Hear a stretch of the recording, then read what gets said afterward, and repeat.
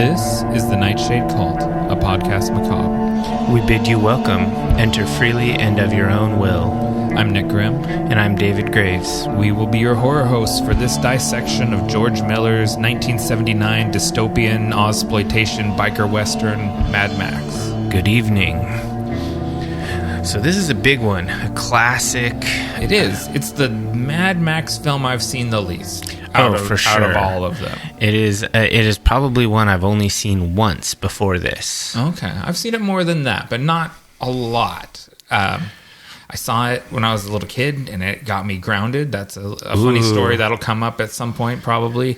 And I think I own it on DVD. I've watched it maybe once or twice as an adult, but it's not quite the part of the Mad Max saga yet that we love.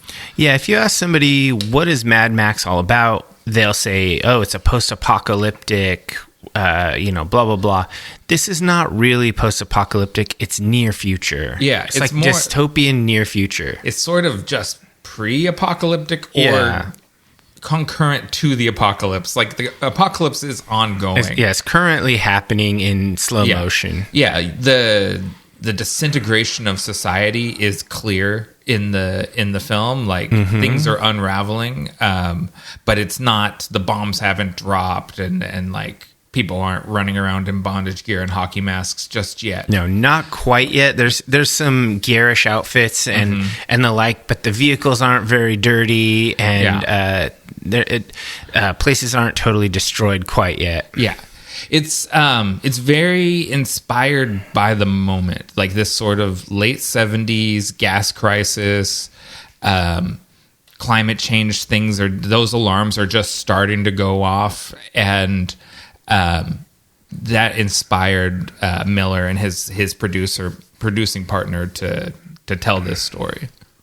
Yeah, it's a really interesting story how this movie came to be, because Miller was a doctor. Yeah, that's wild.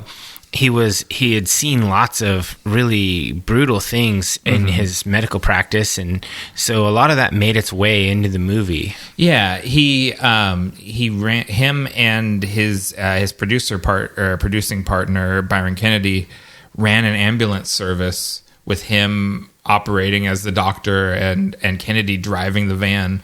And they would go and tend to like roadside injuries and stuff, because out there in the outback, there's no speed limits.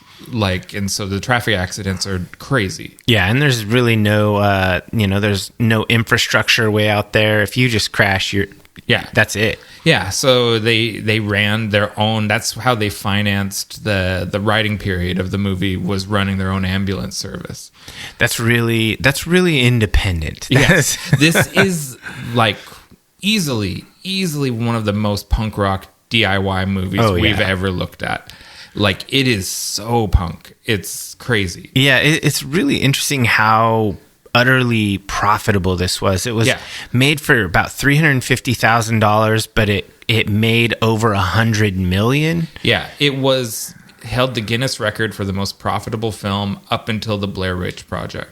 Wow, that's insane. Yeah, so it's insane that people watch the Blair Witch Project.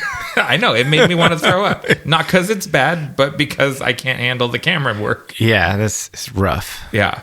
So, it took that long for them to finally make a movie cheaper that made more money than this one. Because this is a shoestring, just guerrilla filmmaking at its finest. Yeah, I love it. So, without further ado, let's just go ahead and get into the dissection of Mad Max. Sounds good.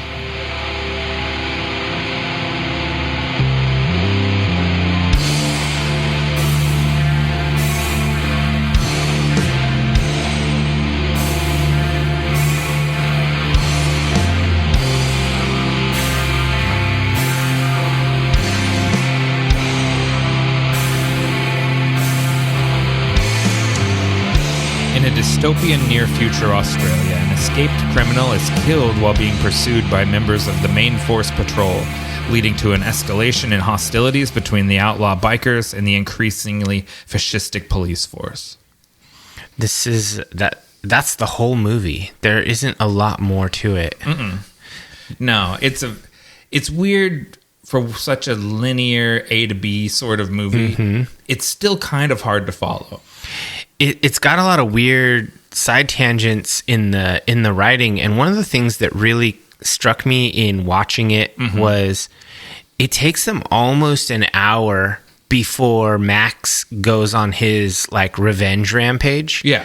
And it isn't even that extreme. No. In the world that he lives in, it's not extreme at all. Yeah. But he is, something that comes up multiple times in the movie is his captain Fifi saying that we're going to give people heroes again, and Max really wants to be the good guy. But the whole movie is his origin of how he becomes the road warrior, basically. Yeah. How he gives up on being the good guy and just becomes a sort of wandering, like, desert samurai or whatever. He becomes the Punisher. Yeah, kind of. But, like, when we meet him again, once he gets his revenge on the people that wronged him, he's not out looking for trouble. He's just out in the wasteland. Like, yeah, he's not. Max is an interesting character. I think he's a very classic Western, like the man with no name sort of person. Yeah, this is an interesting near future Australia. They don't really make any bones about that they're in Australia. It is notable that when the movie was released, they dubbed it with American accents for the US release, which is crazy because everyone's fully understandable. Like, there's they have accents, but it's not like one of those movies where you turn the subtitles on.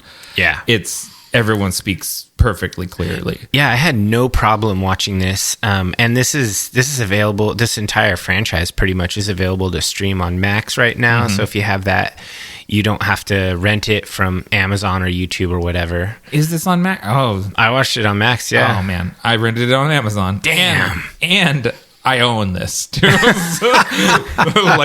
It's too much trouble for me to reach over and grab the disc. Now, if you have a smart TV or like a Roku or whatever, you can usually use your remote to do a smart search, and it will go and look across all of the apps. And when I did that, it came up first thing was Max. Yeah. See, mine pushed Amazon on me, I think. Oh man, because I always go with the free one, except for Tubi and Freevee and those ones that make me watch commercials. No. Yeah, I hate those.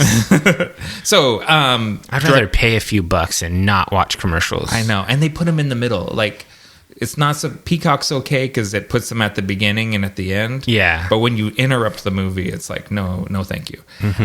Like we've already said a few times, it's directed by George Miller. The screenplay was by James McCusland and George Miller, and the story by George Miller and his producing partner Brian Kennedy. We almost never talk about producers, but he's such a creative collaborator with Miller that I think he's important to mention. Yeah, and this duo they've really kind of put their stamp on all their projects. Yeah. You can really feel it, like that Miller Kennedy title card is right there at the beginning. Yeah, and just the vibe when you're watching, like, most recently I'd watched Fury Road or whatever, and I don't remember why I was watching that recently, because it's great. I think I was on an airplane. Okay. And so I was like, man, this action is so great. It's so signature style. And now I was watching this the other day, and it's the same signature style. Like, it's way lower budget, and it's 40 years before, but it's the same. It's really crazy how some people just have their voice from the very first film, and this looks like a George Miller movie, and he's not made any other movies. You know, like, he has a visual aesthetic right from the jump, and there is stuff in this movie that he repeats over and over again. Like, most of the Mad Max movies always have a tanker truck. Yeah, in them. That's one of the big MacGuffins in every movie is a tanker. And someone pole vaults onto a tanker truck in this movie, and I was like, he's been wanting to do that scene in Fury Road with all of the guys on the poles. Yeah, he's been wanting to do this for 45 years. He's been trying to get there. Yeah, it's interesting, some of the symbolism and stuff that he uses, the themes, like how like vehicles equal freedom. Yeah. Like when one of the cops, his partner, what's his name? Goose. When Goose like crashes his motorcycle or whatever, he's basically sunk. All is lost. But then he gets a little truck and all is well again. He's got a vehicle. Like anytime you have no vehicle, like when Max's wife, I can't remember her name. When she is Jessie Rokotansky, when she is out of the car and she's harassed by the night riders, all is not well. But once she's in the car, everything's good. The car is freedom. The car is safety. The car is power. Yeah. Vehicles equal power in George Miller's world. Yeah, and it's true, and that carries through all of them. And he loves that shot close up on the driver in the driver's seat, like right up in their grill, and he repeats that constantly. You see it in the trailer for Furiosa. Like he's still going back to that look. Yeah, one of the things I really love about this particular movie and the way that it was, the way that this could go in the visuals category, but I'm going to call it directing. Yeah. It was shot primarily on single camera per shot. Yeah. So you don't get a bunch of multi-angle crazy cuts. Yeah. So you're getting a lot of long cuts where you see the whole stunt beginning to end, and there's obviously no redos, because when they ruin like that blue van that gets destroyed, that was his van. Yeah. When it gets destroyed, it's destroyed. Yeah, and they destroy like the camper trailer. Yeah. That was the makeup trailer and the smoke spot and like the hangout through the whole movie. There was like, that's at the end where it's like, and we destroy the trailer because we own it and it's something we can wreck. Yeah, and I love those long shots where the stunt is very real. Yeah. Oh yeah, there's wild stuff where people go off their bikes and the bike clips them in the back of the head. I watched that one repeatedly. Like, oh my god, how did he not die? Thank God for helmets. It's there's some reckless behavior in this movie. You can tell that they are like just living wild, doing an independent movie in Australia. Like this is like you said, this is punk. Yeah, you watch the behind the scenes stuff and like they'll be on the hood of the car with the camera. They'll be on a platform welded onto the front of a car with the camera. They'll be cinematographer strapped to the stunt rider on the back of a motorcycle, no helmet, hand camming. Heck yeah. While they swerve down the road, and it's like, oh my god. It's kind of like Monkey Man. It is. It's like, this is real raw filmmaking. I really like that. There's something to be said for the super polished look of like Fury Road or whatever, but this is... They just totally raw dogged this movie. Yeah. And speaking of raw, I don't always talk about the editing. Edited by Tony Pearson, George Miller, and Cliff Hayes. This movie is like edited with a hatchet. Like the cuts are rough. Like some of the roughest that I've seen. But the way they kind of put the rough cuts into the action makes it feel scarier. Like it makes it feel like... dangerous for you as the viewer too. Yeah, sometimes you're like, what the fuck? Yeah. Huh? Yeah, it's like, what shit? Oh man, like that was crazy. That was close. Like it was it's interesting. This is very lo-fi production. Yeah, some of the things that are other writing elements that I really liked about this movie was I liked that it had a minimalist approach to dialogue. Yeah. It was very, I would say, it was very inspirational to John Wick. Yeah. So this is something interesting. So Miller, one of the interviews I saw with him, he said that he felt that the iconography of cinema was set during the silent era, and he edited the movie together without audio. Huh. That's really cool. Yeah. And it's weird because it is a loud movie. Like there's a lot of sound effects and loud bombastic music and everything. But it is dialogue light and quietly spoken, and it's, I I think that's part of why it traveled so well, like why it did big in Japan and France and the stuff. words aren't the most important part of the movie. You can understand it without the dialogue. Yeah, or just dubbed in your own language. or even just if you have subtitles and you're barely reading them, you still know what's going on just based on the action. And I really love that minimalist approach to dialogue, just really sparse. You don't need a lot of words. And there are a lot of scenes that were evocative of that, not just like the violent ones, because there's a lot of ultra violence in this movie. Yeah, but it also, most of the violence happens off screen. I do really like that. And there isn't like a bunch of commentary about it. Yeah. They just let you have some dread. Yeah, like when they're the kind of the young couple escapes in their hot rod Chevy and the bikers go after them. We don't see what happens to them. We just see the aftermath when the police get there, and they've obviously been assaulted and something bad has happened, but we're not forced to watch that. And they don't even really talk about it. You're just like, oh, you just left to wonder. You're like, wow, some bad shit went down. Yeah, you just get it from the way they act, from how traumatized they are. And that, like, the Howling could really take a lesson on that. Yeah. Oh, totally. You can imply way more. And I think one of the golden rules of storytelling is that the audience's imagination is more is scarier than anything you can spell out before them. Yeah. When you see the guy fleeing away from the scene, just in his sweater vest, and he doesn't have his pants on. Yeah, you know something terrible happened. That was a terrible situation. Yeah, and like you said, whatever you imagine happened to him is maybe worse. Maybe it's accurate, or maybe it's worse. But showing it is not necessary.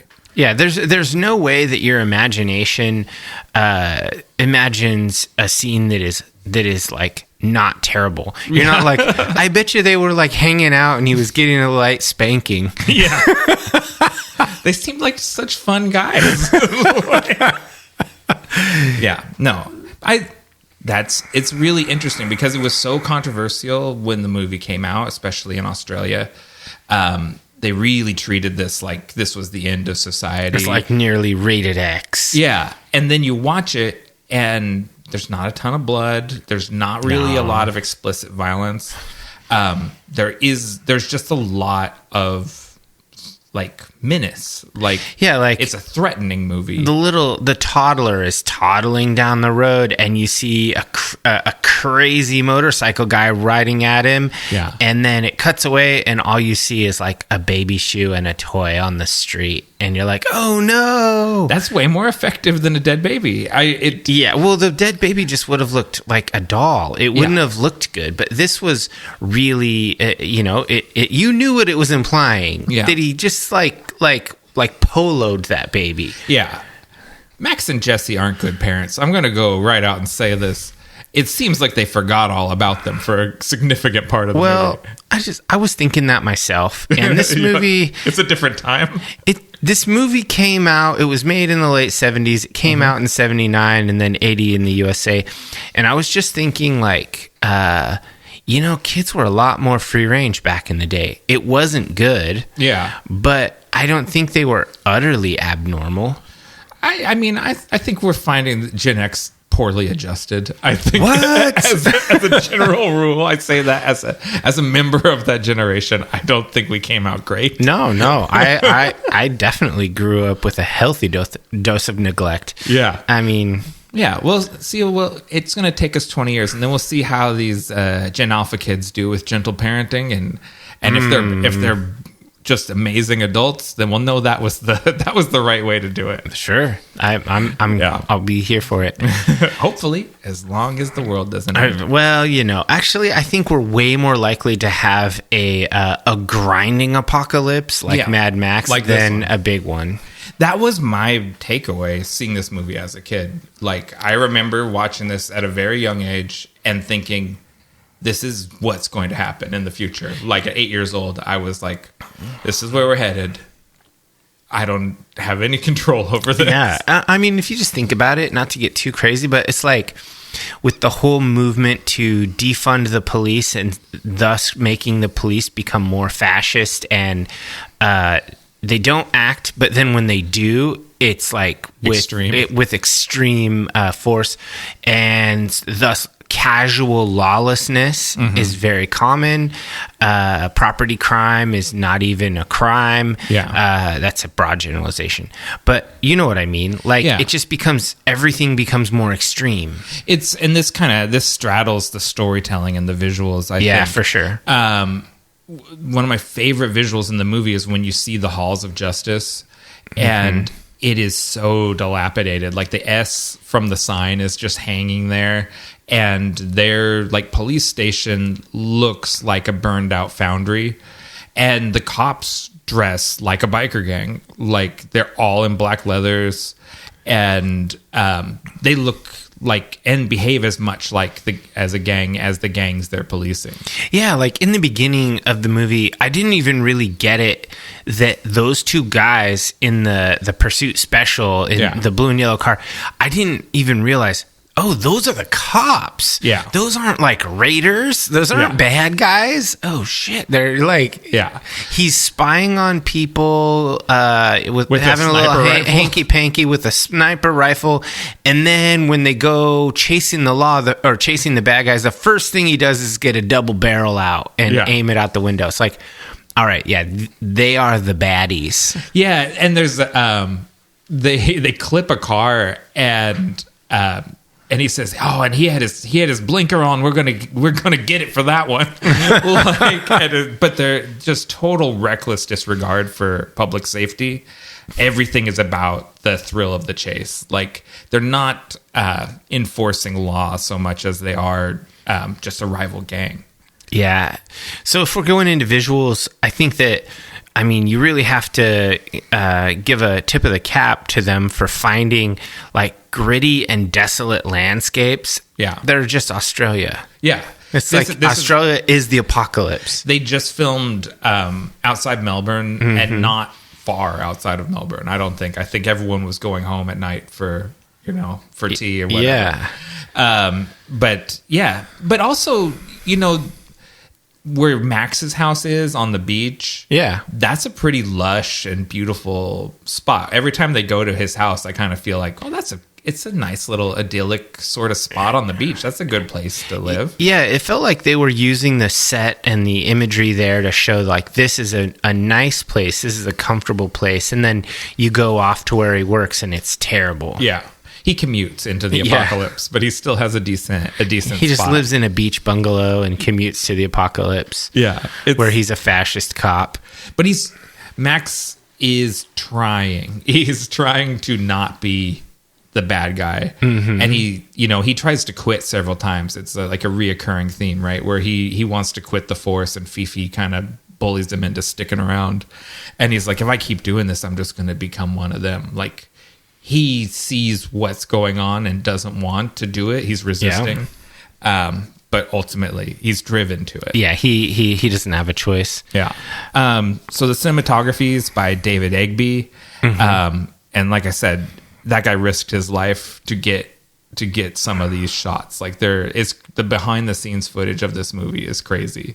Some of the interesting things that he did with all of that was before it was super in vogue, obviously the late 70s, so many low angle shots and Dutch tilts. Yeah. Just everywhere all the time. Mm-hmm. And you don't really notice it, but it throws you, or you kind of do if you know what you're looking for. Yeah. But if you're not a dweeb and you're not watching the movie looking for cinematography cues, all it does is it serves to kind of throw you off base, off center, make you feel unease. Give you the I love the Dutch angle for that sense of like that skewed reality. You're like, this place is just chaos. I can't even see straight. Yeah. And have you ever seen Tarantino's Death Proof? I don't think so. Yeah, it's he even admits it's his worst movie, but watching this movie, because that's such a car taking out, going through the desert kind of movie, I was like, oh, he was watching this and then going out and filming Death Proof afterwards. The influence is so clear. One of the things I liked most about this movie was the vehicles. They're so cool. They're not nearly as crazy. They're not road warriored out like Road Warrior, but his pursuit special, the Ford Falcon. Yeah, that is so cool. Like, that is such a rad muscle car. I love it. Yeah, and so that was modified primarily by Murray Smith, Peter Arcadipine, and Ray Backerley. And like you said, it's a 73 Ford XB Falcon GT 351 limited edition hardtop. Those were sold in Australia from December of 73 to August of 76. Yeah, you can't really get them in the US. You'll occasionally see one up as a collector's vehicle, but you're never going to find one that's not some sort of crazy resto mod or movie prop homage. Yeah, and this one, the one from the movie, it kind of, I think, went into private hands, and then they got it back for Road Warrior, and now it's in a museum. It's had like a whole history. Nice. Yeah, and then the other, talk about modified vehicles, there's 14 Kawasaki KZ1000s that were donated by a local dealership, and then they were modified by a business called La Parisienne, who was just a guy that made fairings. Oh yeah, I love those bubble fairings. They're so cool. And so the dealership hooked up the movie with the fairings guy, basically, because they said they wanted futuristic bikes, and he's like, well, this French guy came in and tried to sell me all these fairings. Maybe you should talk to him. Yeah. And so that's how that happened. Yeah. And it does just enough to make them not look like stock bikes. Yeah, they're really clean and really nice. They don't really like thrash them, but they're just really nice bikes. Yeah. I love those 70s Japanese motorcycles. Yeah, they call them a quacka. And it's like, okay, yeah, I see how a Kawasaki becomes quacka. Aussies love nicknames. That's interesting. They're bikies, not bikers. Yeah, they ride quackas. Yeah, I wonder what I actually don't wonder what their other nicknames are for other motorcycles. But I think that those motorcycles that the Night Riders rode were really neat. Yeah. The various vehicles, like there's the other Pursuit Special that's heavily featured, the yellow and blue one. Ones, it's just really cool vehicles. And I like that they're believable near future vehicles. Yeah, because they're just, off the line muscle cars of the period with a little bit of modification. Yeah, just a little bit of extra zazz makes it a lot better. Yeah. We talked a little bit about production design. John Dowding was the production designer, and Claire Griffin is the costume designer. And again, I love those looks. It's very society in decline, not full on end of the world, but things are unraveling, and it is everything you look at, except for places like Max's house that are supposed to be like a refuge. You see the decline of the civilization. Yeah, and that was also reflected in a lot of the costumes and makeup that were. A lot of it is. It's just a little bit extra. It's not too weird. Like the police have leather jackets, like a highway patrolman, but they've got a little bit of armor on them. Yeah, I love the Mad Max biker jacket with the shoulder caps on it. I think that's such a strong look.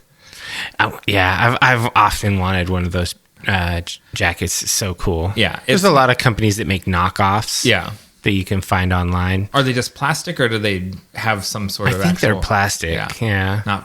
What would Kevlar, or what would be a good in the 70s? Yeah, probably. Aluminum. I don't know, but yeah. So all of that, and then I put this person in the visuals because it had to go somewhere, and I just wasn't sure where. And that's stunt coordinator Grant Page.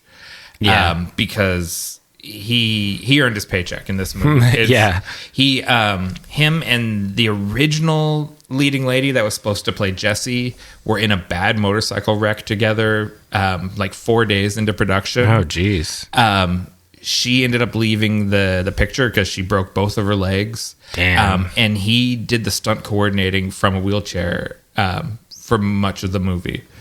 And it's just wild because the stunts in this movie are death defying. Like, yeah, there's so much fire and there's so many explosions in this movie. It's pretty crazy. They literally bought a missile from the Navy, the people that supply the Australian Navy. Wow. Put it in the back of a car and blasted the car down the street. Yeah, with it. that's really cool. I really love that bit. And so that showed up from the military contractor that makes it with the Navy logo spray painted off of it, and the technician helped them fire it off or whatever. And that stunt does not work at all. Like that car just like self-destructs. Yeah, almost it's like instantly. squirrely as hell. Yeah. It's going crazy. Yeah. And it's just like not maybe the best use of the budget for how short of a little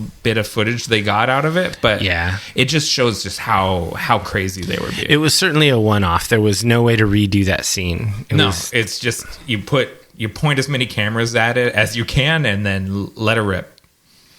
So do you want to move into the audio design? Yeah, I think we can go on into audio. The score is by Brian May. That's not Brian May from Queen. That is Brian May, the Australian composer. And it is very, like, I've listened to it a few times. It's very bombastic. It's very old school. It would fit in a John Ford Western easy. It's a very sort of classic score. For a movie so punk rock, there's no synth, there's no guitars. Like, it's just an old school movie score.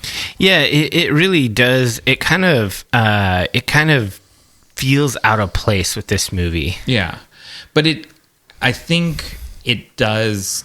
It locks it in with the Western iconography that they're playing with, if that makes sense. Like, yeah, I can see that they're trying. This is a little bit, about a lawman and a gang of bad guys. This is the music is, it almost disappears to me. Yeah. It doesn't have a big part in this movie. It's interesting to listen to it on its own. It's much louder than it feels in the movie, and I guess that's just the mixing or how crazy the visuals are or what. But you're right. I agree. It fades into the background and you don't really think about it.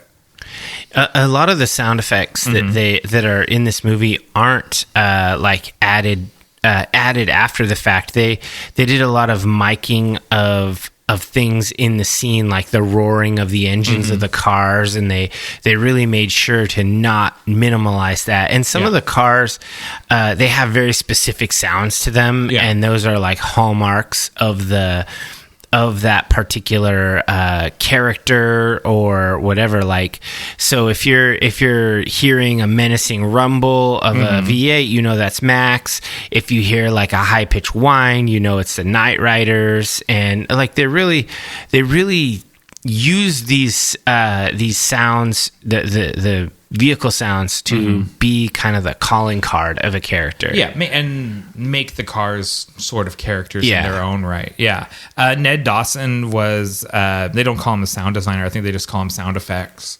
And yeah, I think he did an excellent job of catching that raw sound. And once again, just like I like how they used very sparse dialogue, there's a lot of use of silence in this movie too. Yeah. I think that you can't have it be loud all the time. Yeah, cool, because then it just becomes deafening, and it doesn't, and you become numb to it when you're constantly bombarded. Yeah, they basically were just trying to have maximum contrast, and in order to do that, you need to bring it down to 0 sometimes. Yeah, I mean the sound design in this movie wasn't huge. Like there wasn't a ton of sounds added afterwards. Yeah, no, it's just very very bare bones but effective. Yeah.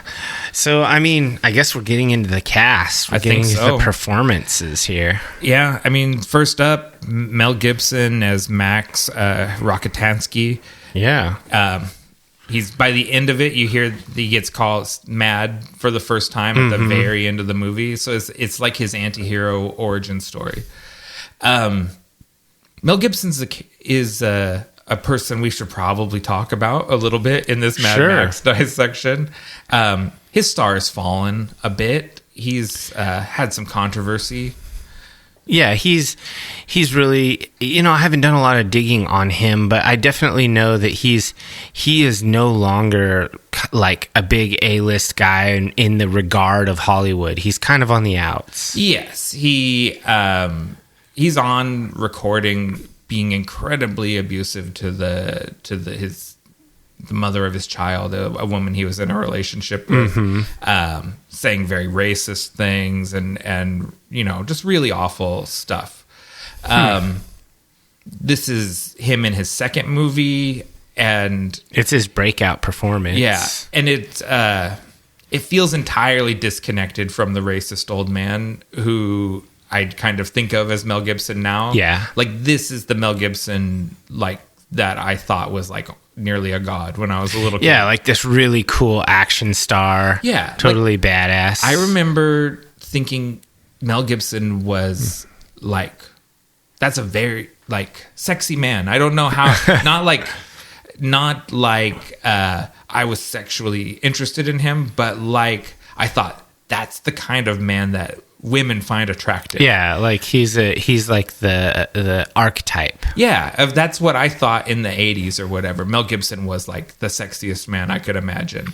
And he looks pretty good in this. Like he fills out a pair of leather pants all right.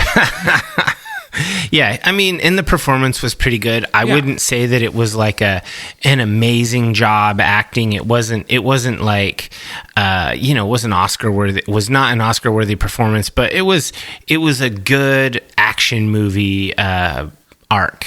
I think and I think he is comfortable in the role by the end. You know what I mean? Like I think this is the Mad Max's origin story, and this is also the Mel Gibson movie star origin story. This is like where he learns to be the guy that goes on to make all those Lethal Weapon movies and all of that.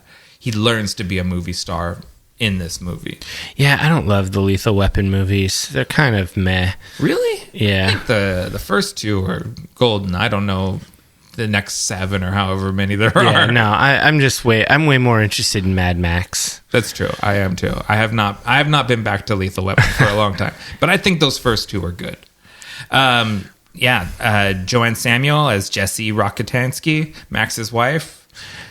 I mean, she does a pretty darn good job of being like, the chemistry was pretty good. It seemed like they really cared about each other. She did a good job of being like a lovable, supportive lady who there was a little bit of consternation in there with regard to his profession and whatnot. Yeah. The only part of the performance that I thought was just cheese was when they cut to her playing the sax after the saxophone music was being played, and it's just like, oh, it's her playing the sax. It's not just background music for the movie. Yeah. And obviously she doesn't know how to play because she's making kind of weird faces, and it's just like not. Maybe they were listening to it and she was pretending to play along, it's just part of their silly stuff. Like her, she was a little bit silly. Yeah, she strikes me very much as like late 70s young mom. You know what I mean? Like she has that vibe of that kind of lady. You know what I mean? Like I don't know how to describe it. That sort of post hippie but pre yuppie era that existed right then in the 70s. She seems like that kind of mom. Yeah, there's something cool about the 70s. If Sprunk or whatever the kid's name was. What a dumb name was it? Sprock or Spunk. I'm pretty sure it's just Spunk. Yeah. If they'd all survived, the Rockatansky house is probably the cool house to hang out at for the kids. I imagine that. You have fascist cop dad, weirdo mom, and then crazy Spunk. Everyone always like the fascist cop dad. I had a friend with a fascist cop dad, and you'd be like, did you beat someone with your nightstick? And he's like, it's better to use the mag light because the batteries make it so heavy. And you're like, wow. Oh my God. You really violated their civil rights. Yeah, I didn't know any fascist cops when I was a kid, but I probably would have liked that, even though I'm not into it. Now it sounds awful, but when you're a kid, you're like, really? You put the dog on him? Jeez. Kids are great. Yeah, now kids are just impressed easily. Yeah, that's true. Next up, I got Hugh Keys Byrne as Toe Cutter, leader of the bikie gang. I love this performance. This is probably the best performance of the movie. It's really good. So he's from the UK and kind of grew up in India. His dad was in the military. He was in the Royal Shakespeare Company. He is a professional-ass trained actor and is probably the strongest actor in the whole movie. I definitely think so. Yeah, and he basically, him and his little gang got in costume. They rode the bikes from Sydney to Melbourne, road tripped in and character, bonded as friends and all that. Yeah, camped on the side of the road, and they stayed in character through the whole production and didn't wash their leathers, and they really made a thing of it. And they played pranks on the bronzes, the cops, and just lived it as long as they could, and it comes through. They feel like a real gang. Yeah, it was a really great performance. I really love how emotive he is, even when he doesn't have lines. His physical acting is just superb. And yeah, it kind of reminded me of Clockwork Orange. Yeah, he's even got the eyeliner on one eye. There's a clear homage there. Yeah, these guys were the Droogs, and it's just really, really great performance. Yeah, and he anchors that, and obviously Miller loves this guy because he comes back as Immortan Joe. Yeah, I love that he was Immortan Joe in Fury Road. Fury Joe. Yeah, that's my prequel I'm working on. Unsolicited spec what script. Happens between Mad Max and Fury Road? Because it's the theories did Toe Cutter survive the accident and become Immortan Joe? That's why he's so injured and he needs the prosthetic stuff. Oh, that's interesting. I think there is official either novels or comics that explore Immortan Joe's backstory, and he is not. No, he was an army general or some sort of officer, and the original War Boys are his unit. Yeah. And that's sort of, as the world unravels, he becomes a warlord. Well, and I just speaking of the War Boys and the Knight Riders, there are so many similarities between the War Boys and the Knight Riders. They're so cool. The character in a terrible way. Knight Rider, played by Vincent Gill, he's kind of shouting out like a litany to Toe Cutter when he's escaping from the police, and he's remember me and saying all this stuff. Yeah. And a lot of that carries over into Fury Road. So when I was reading about this movie and reading reviews and various things, they referred to the name of the gang as the Knight Riders. So I don't know. And I think there's one point at which it is mentioned by the guy in the mechanics yard. But either way.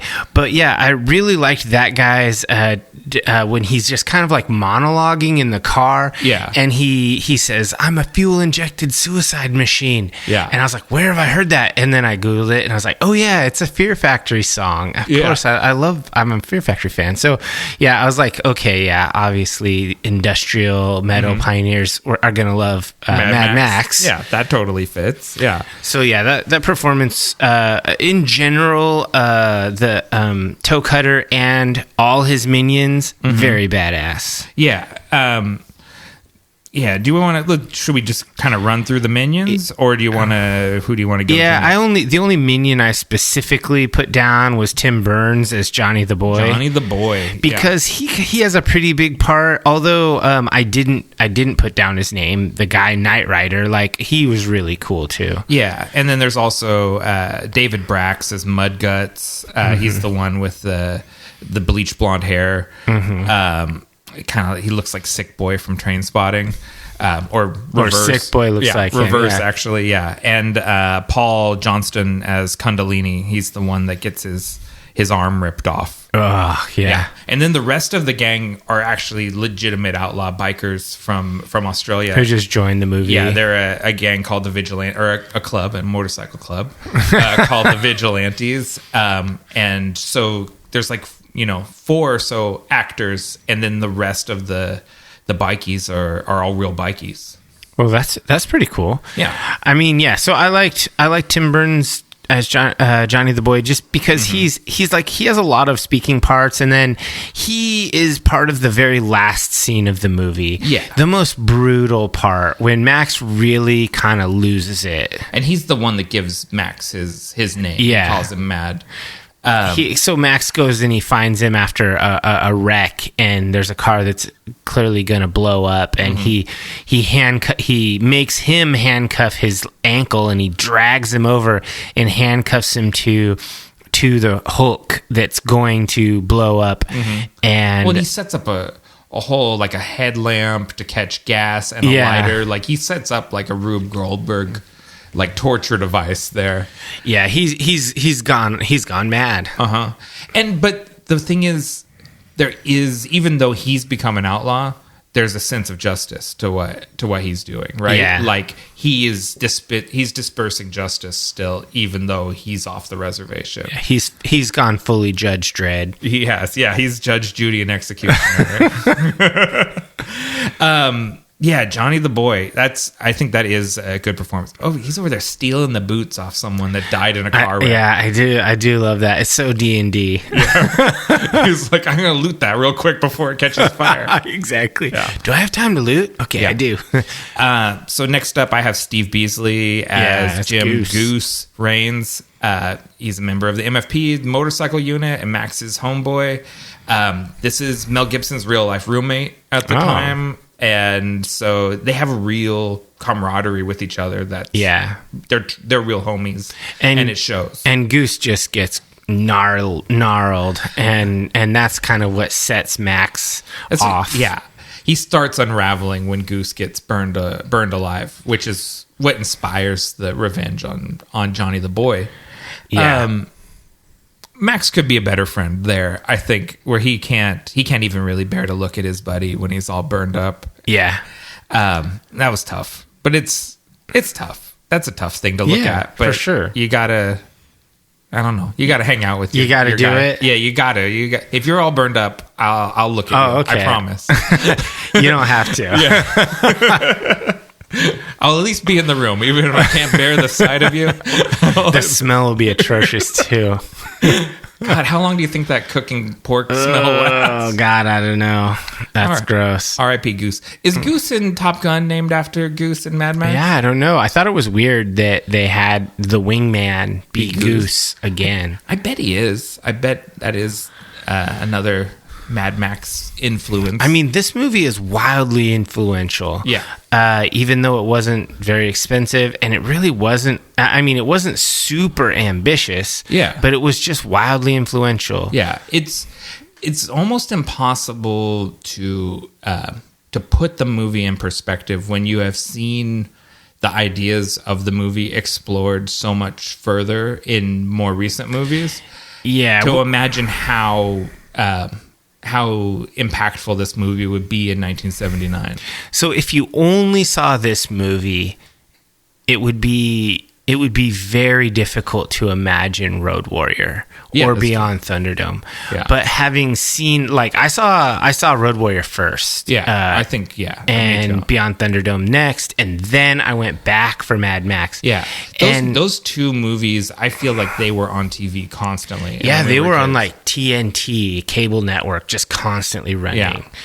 And they were amazing. Yeah, because I feel like that was a movie that you often be flipping through the channels and you're like, oh, Mad Max. And you stop and watch it. Yeah. Yeah, for sure. Yeah. So I only had one more performance listed. We kind of got on a tangent there. I had Roger Ward as Fred Fifi McAfee. Yeah. And that was just a really solid performance as kind of the old man who still got it. Like, he's still strong and he's still capable, but he's like the senior cop, and he's just kind of telling Max what's up. He's another one Roger Ward is a veteran Australian actor. He'd been in a lot of stuff, a lot more than most of the other members of the cast. And it's an interesting performance. It's very sort of like Tom of Finland, Leather Daddy. It really is. He's got a shaved head and a big mustache, and he like takes his shirt off and waters his house plants and stuff.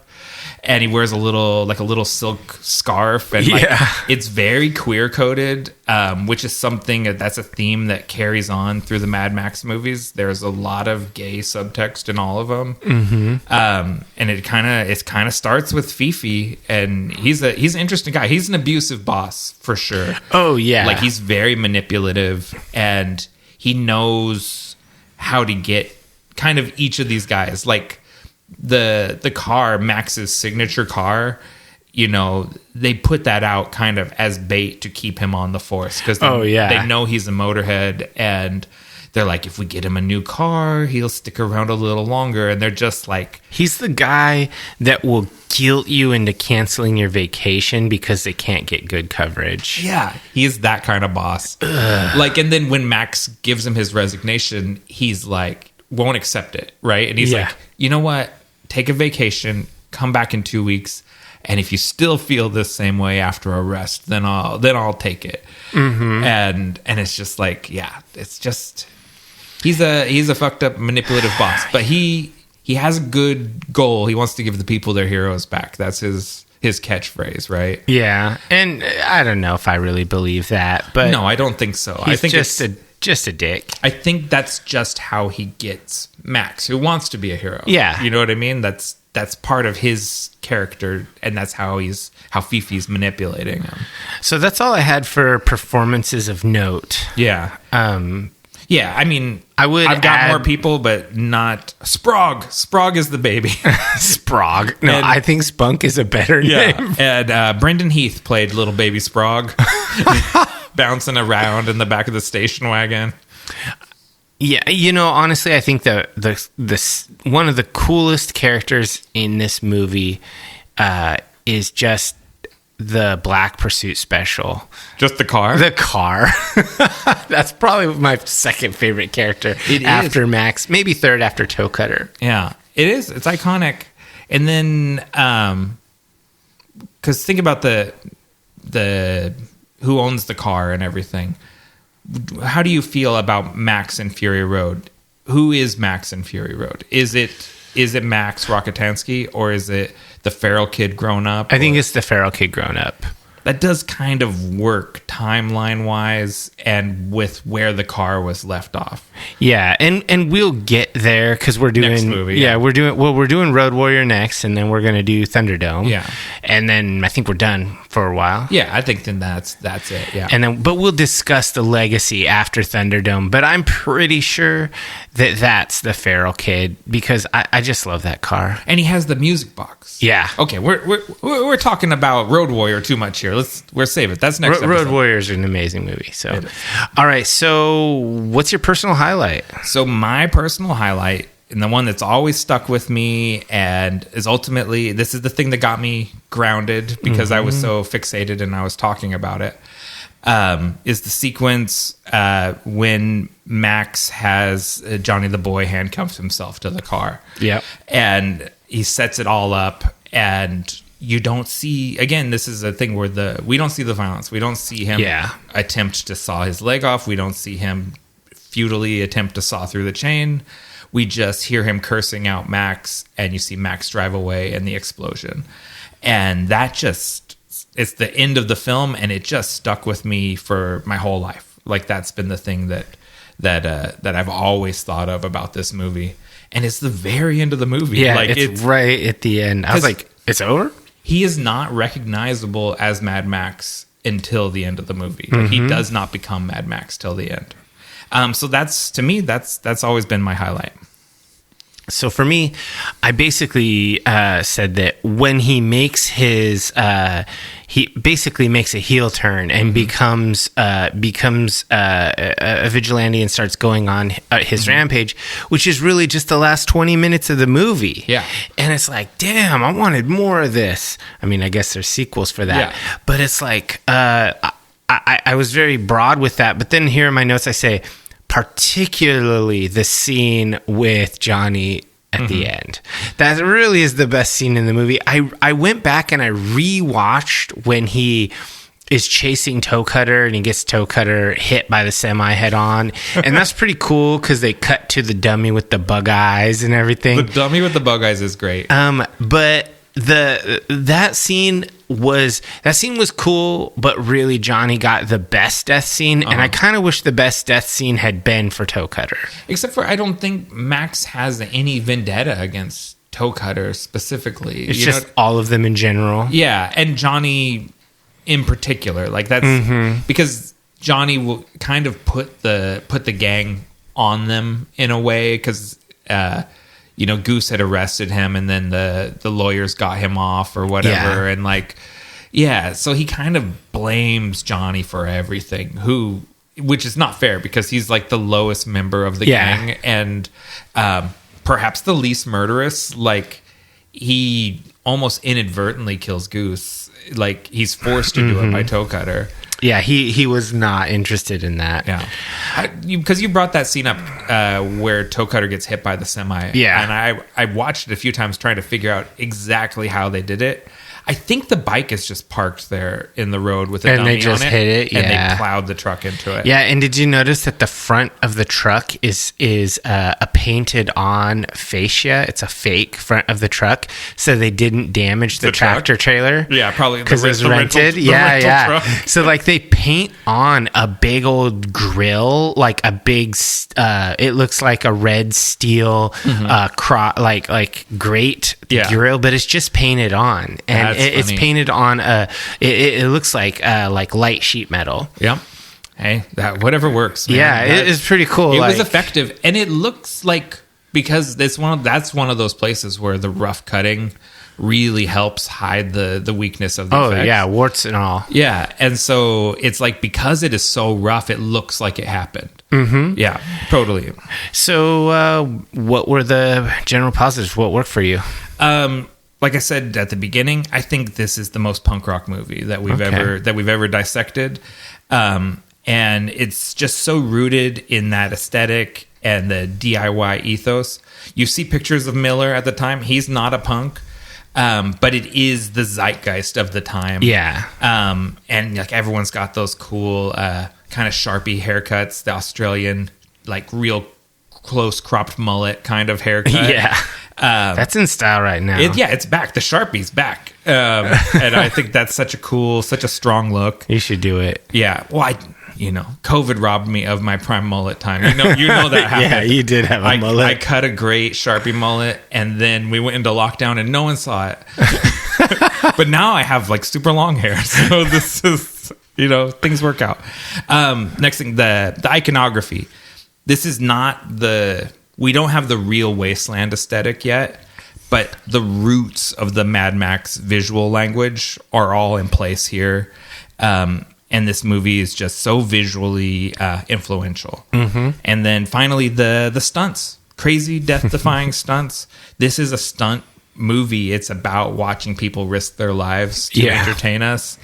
And I just can't believe how reckless the stuntmen are and how reckless the cameramen were, and just like the way they risked their lives to capture this movie is just so impressive. What about you? What worked for you? Basically, your third point there about the stunts, that was my first point. I love the stunts in this movie. All the car chases were just super great. The crashes, they all looked real because they were. Yeah, I hope that dealership didn't want those bikes back. That was over. I really, really liked all of the stunts. I really liked the cars and the motorcycles in this movie. I think they did a lot with a little. Yeah. They were really able to make things very interesting with a shoestring budget. Yeah, there's like 5 cars, maybe, something like that. And they're all really good. Yeah. Like even his like station wagon that he escapes in like to leave the force. It's like a badass muscle wagon. Yeah. So I just really liked all of those things, and then, like you said, I really liked the vibe and the overall the way that they portrayed a bleakness and a hopelessness in a way that was almost a subtext. It didn't. Yeah. Nobody came out and said, "Well, everything's gone to shit, and there's no oil anywhere, and everything sucks, and there's crime all the time." No one said any of that. Yeah. It just was. It just is shown. It's just demonstrated. Yeah, and they just did a really good job with demonstrating the hopelessness of like a post-capitalist society. Yeah. You know, like a modern, if a studio made this, it was an American movie, there would be a like, you need to talk about how the budget's been cut and that's why they don't have any money. And it'd be like, no, the people just see that they don't have any money because the fucking sign's falling off. And nobody's paying taxes. And everyone's house are getting seized. This is the Great Depression. Yeah, like people will see it. Trust your audience. Yeah. So what didn't work for you? I said this earlier, but for such a linear movie, it's weirdly hard to follow. Like people's motivation and kind of like why the story is doing what it's doing, you have to really pay attention to follow it. So maybe a little bit of tell would have been nice, not all show. A little bit more tell could have been useful. I think it is followable, but it's just sort of like just a sort of unclear. The storytelling's a bit unclear. And then I also said this earlier, it seems like it was edited with a hatchet. Like the cuts are very rough. It's clearly not like a professional editing job.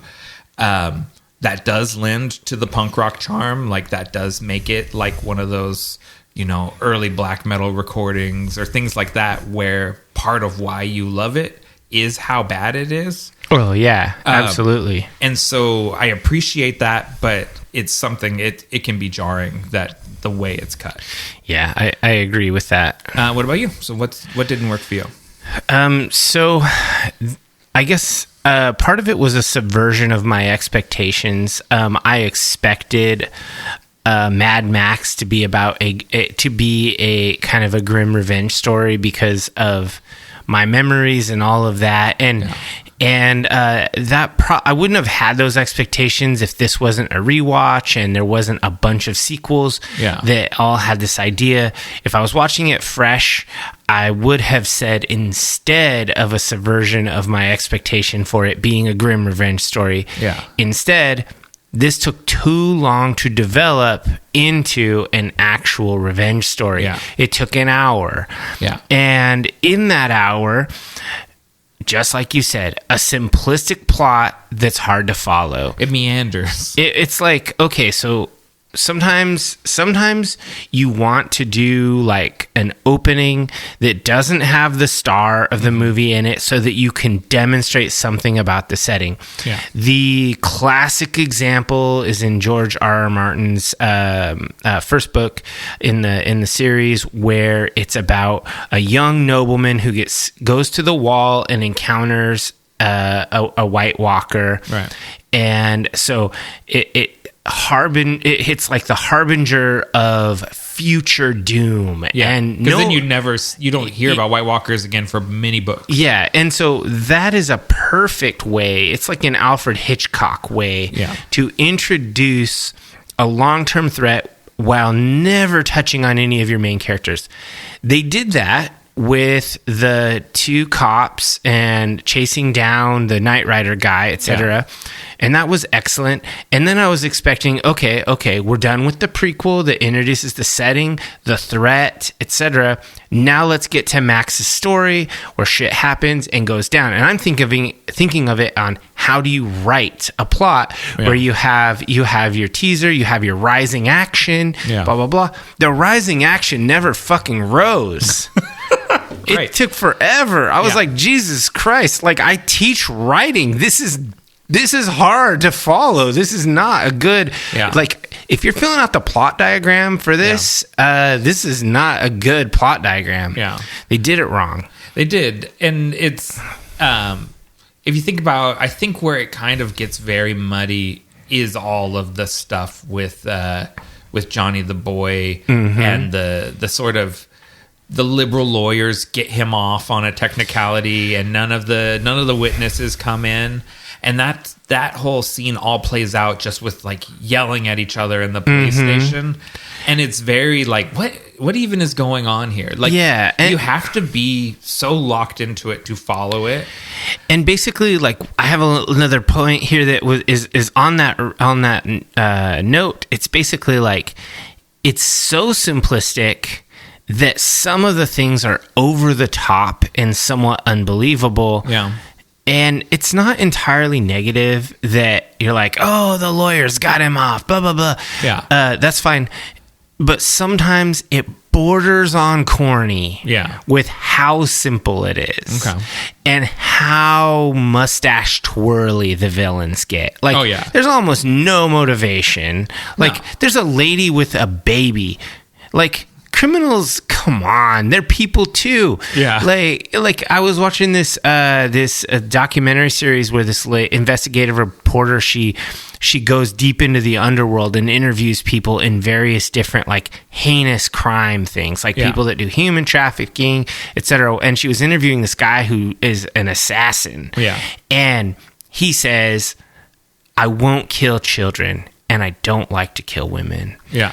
And like then that was in like Southern California. Yeah. And then she goes to South Africa and she interviews another assassin guy, and he's like, I won't do children and I don't like to kill women either. And I'm like, yeah, okay, because you're a fucking human being. Yes, exactly. And as much as you've been able to disconnect your empathy, it's still there. It's like, coded. It's still lurking. You don't kill the babies. That's like, humans don't like to do that. Yeah. So like, there's a bit of like disbelief that you have to suspend your disbelief because it's a little beyond. It's too far for the sake, like, it imagines that they have lost their humanity to a degree that doesn't make sense. It doesn't make sense that they would be like, because they're very affectionate with each other. Mm-hmm. Yeah, no, I agree. That's a good observation. It's just absolutely beyond, because even real life murderers aren't like that. Yeah.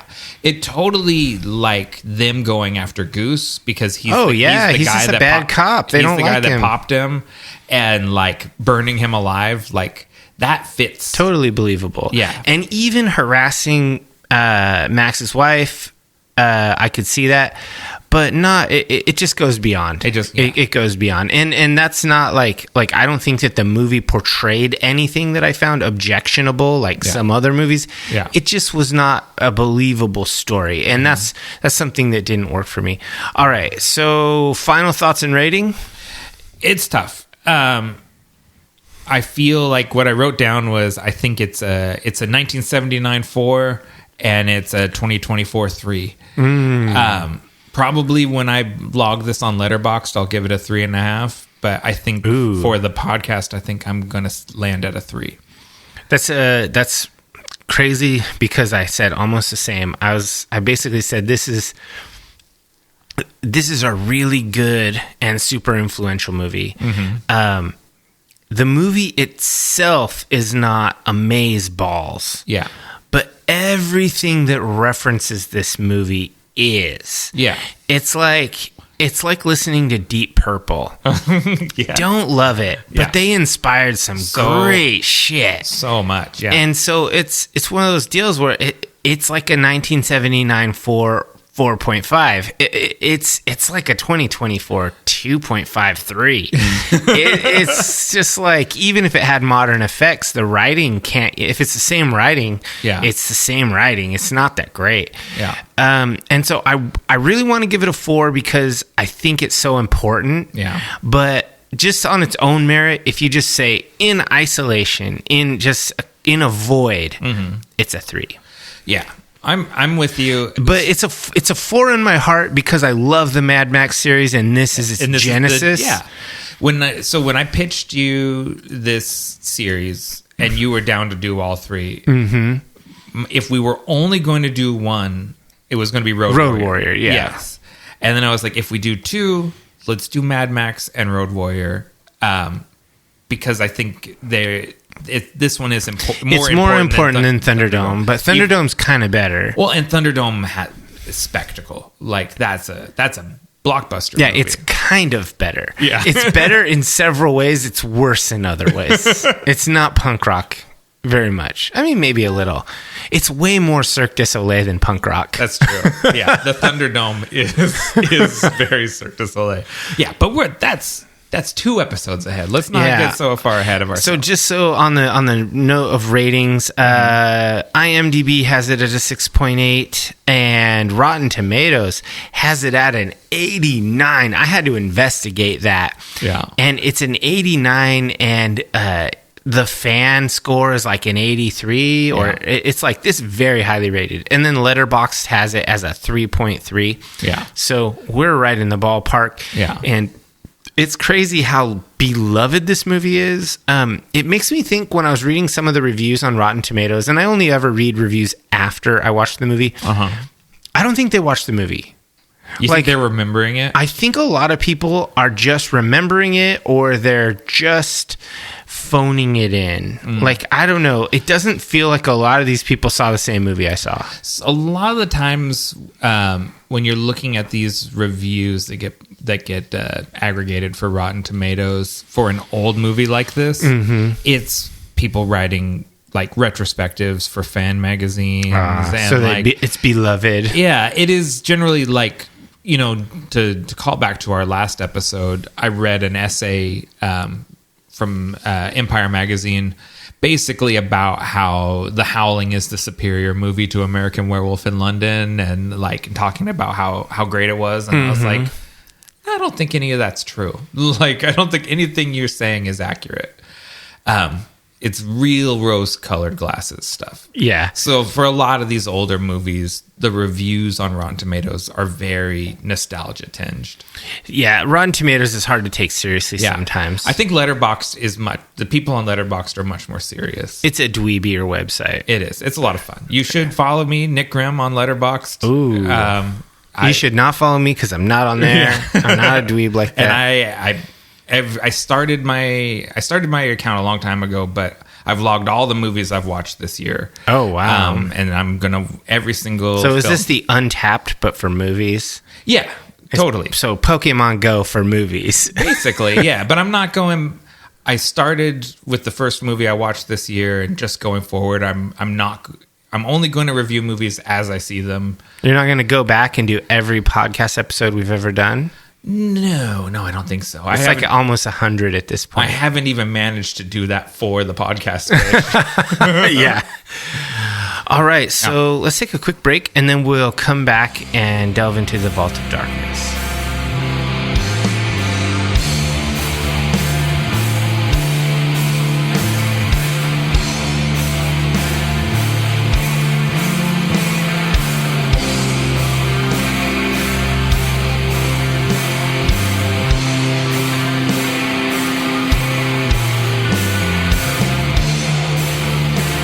Before we delve into the Vault of Darkness, we ask that all initiates of the cult follow us on your favorite social media platforms at Nightshade Cult. If you've enjoyed this content, help us grow the cult by sharing it with like-minded people and leave us a review wherever you listen. I'd like to add to that, our most popular platform by a country mile is YouTube. Yeah. And our number one area of growth in YouTube is the algorithm. Yeah. Suggested posts. So if you could just click the like on this, and if you even leave a comment and say like, whatever, cool, I like Mad Max too, anything, just engagement, all it does is help us get to more people. And that's super helpful because we do this for the love of the game, and getting to more people just makes us feel better about doing it. So help us out. Yeah. And you know, speaking about that, we've been looking at our algorithmic data and that sort of thing. And so you might have noticed, if you've been a longtime cultist, we've made a little format change, and we took our Dark Tidings segment and removed it from the front of the show, and we're going to squeeze it in here with the Vault of Darkness. If we have news, we're not going to force Dark Tidings when they don't come naturally anymore, I think. Yeah, and if you've listened for over an hour in this episode, and you're curious, like, why? I always liked that segment. Yeah. We get a ton of people that will listen for 2 to 5 minutes and then stop. That is because we never got to the topic within 5 minutes or 10 minutes. Yeah. So we just made the conscious decision, okay, if the episode is called Mad Max, within 10 minutes, we're talking about Mad Max, like in a big way. Yeah. And then we'll add our cool, spooky goth content after the deep dive.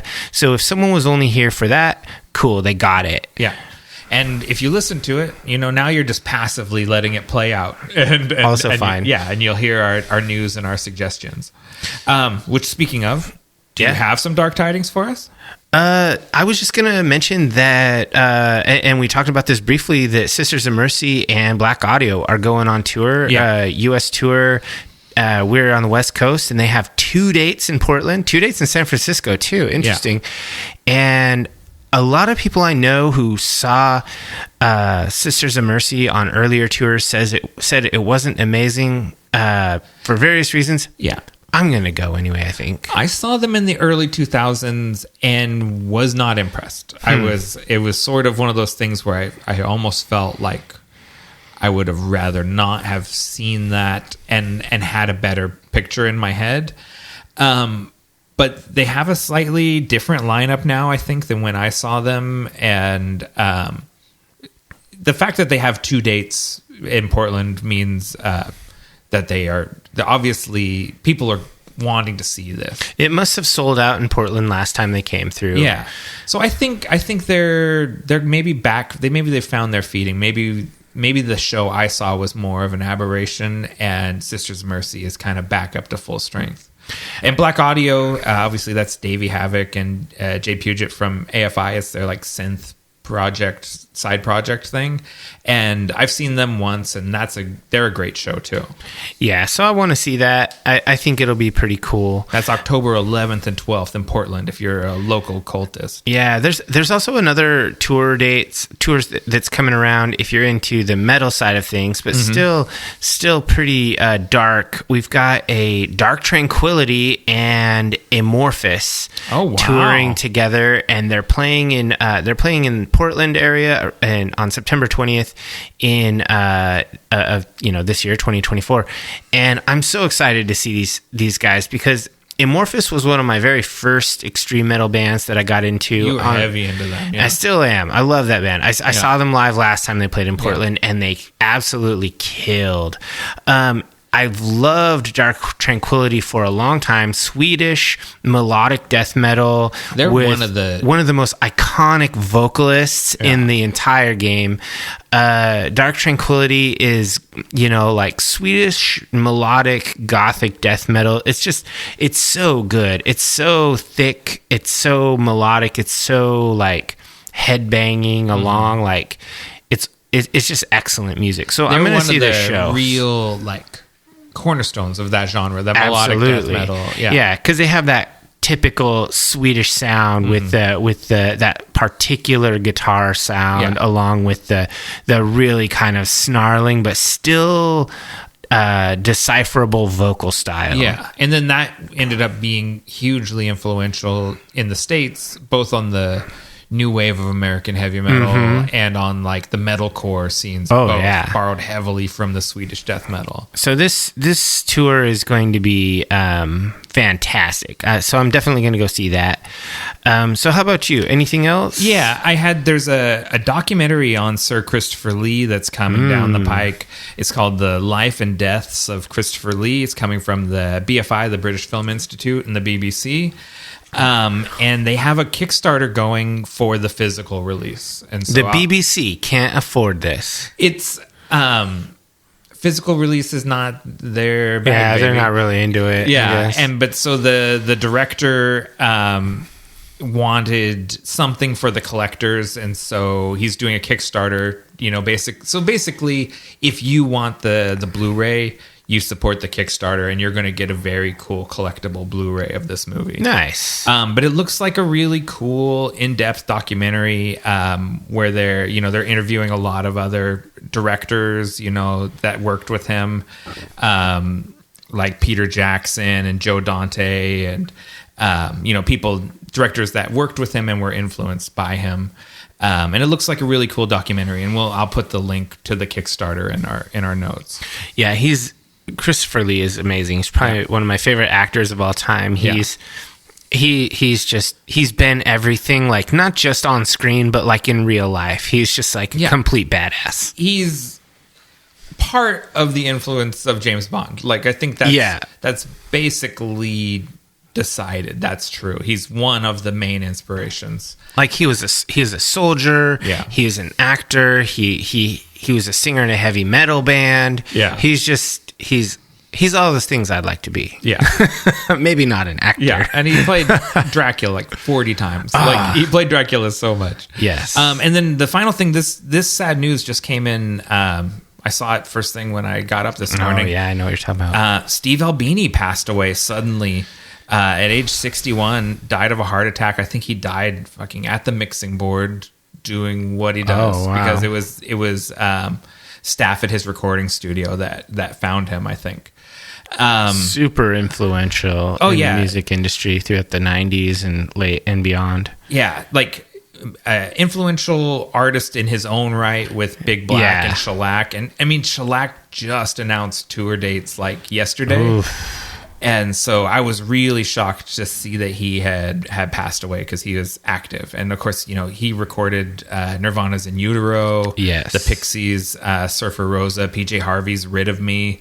And he was active producer currently and an active musician currently. And 61 is no age at all. Yeah, that's so young. Yeah. And so, that one is a big bummer. Well, he's going to be very much missed in the industry. Yeah.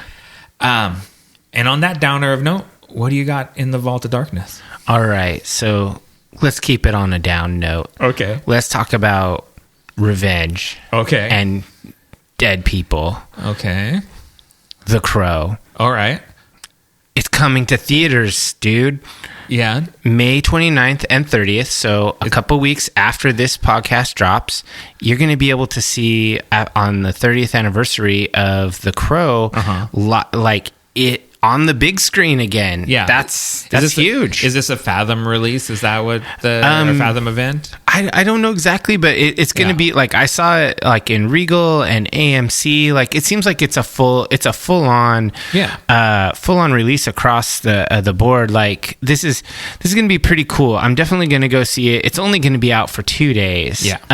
And so I'm going to have to make a priority of that. But I also wanted to make that the recommendation for this episode for my Vault of Darkness because it is the ultimate in revenge thriller, murder, like murder porn. It is kind of what I wanted Mad Max to be about. I wanted it to be a little more Crow, a little less like weird mixed up cop guy. It takes a long time to get to the revenge-o-matic part of the movie. Yeah, and The Crow is just revenge from the start, basically. We've talked about The Crow quite a bit in the past. On our older podcast. And I absolutely love this movie. It's a 5-star movie.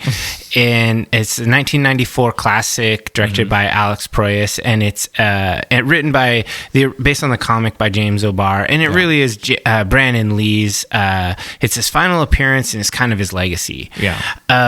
I really hope that the Skarsgård version is good, but that's coming out August 23rd, so you can see the good one first, and then maybe the other one on the 23rd if the trailers are good. Yeah.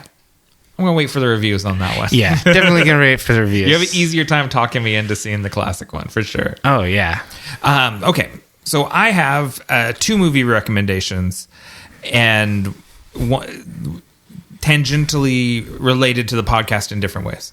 So I went back and I watched Catherine Bigelow's first film, the one before Near Dark, The Loveless, because this Mad Max, all the Aussies say it's a bikey movie, and so The Loveless is also a bikey movie. Is she Australian? No, okay. It's a biker movie. It's a biker movie. Yeah, gotcha. It's not a bikey movie. It's but they would call it that, and it stars Willem Dafoe. It's his first leading role in a film, and it's a 1980s outlaw biker drama, but it's set in the 1950s. It's very much like the 80s version of The Wild One. It's a hangout movie. It's a slow burn.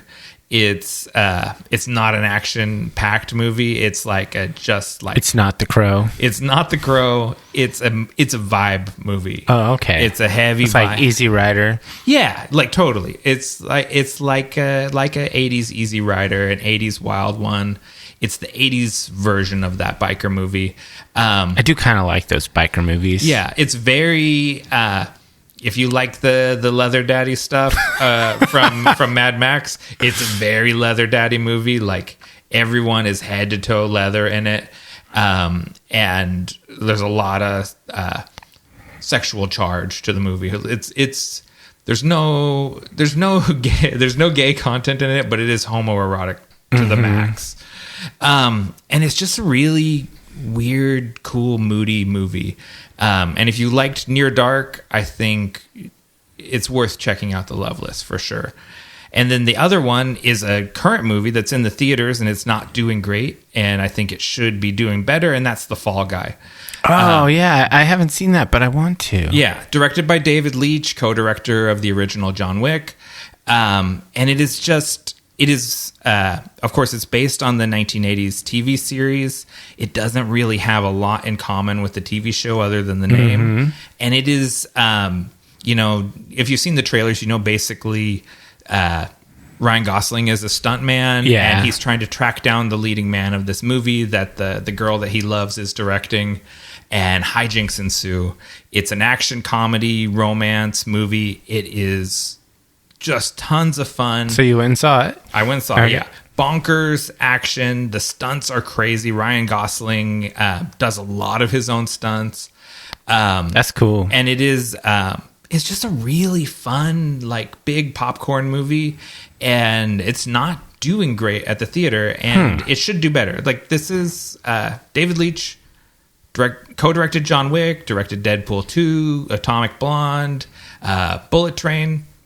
He's a proven, like, he does this really well. Like, this is his wheelhouse, and it's what he does well, the sort of big action comedy.